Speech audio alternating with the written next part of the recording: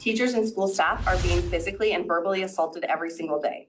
Because of these conditions, I will not be returning to my position with the Dallas School District. I am officially resigning because I will no longer put myself in a position to be physically and verbally assaulted by students.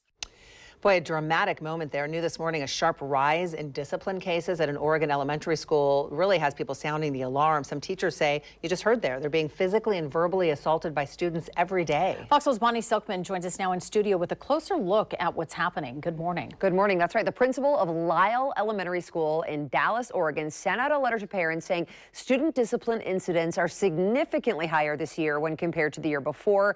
Meanwhile, as you heard, a teacher there just resigned last night at a school board meeting, saying she could no longer put herself in a position to be physically and verbally assaulted by students.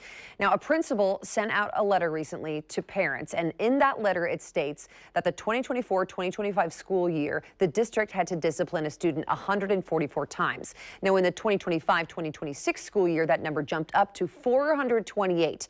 That's an increase of 284 incidents, nearly a 200% rise compared to the same time last year. In other words, the district is having to discipline students nearly 3 times as often. And he says at first glance, these numbers can feel alarming, but if you look closer at the data, a more accurate picture emerges. Now, the letter states that most Lyle students follow the rules, with about 85% having no or only one case where they had to be disciplined. That's the green area you see right there. About 9% have 2 to 5 cases, and about 7% of students have 5 or more cases. According to the principal, that relatively small percentage of students you see in red are the reason this increase is so dramatic. Now, the principal also notes that Oregon law strictly limits suspensions for grades K through 8, allowing them only if a student causes serious physical harm or poses a direct safety threat. The letter explains that some behaviors may seem serious but are not legally grounds for suspension, including minor hitting or kicking, pushing or throwing objects, and name calling.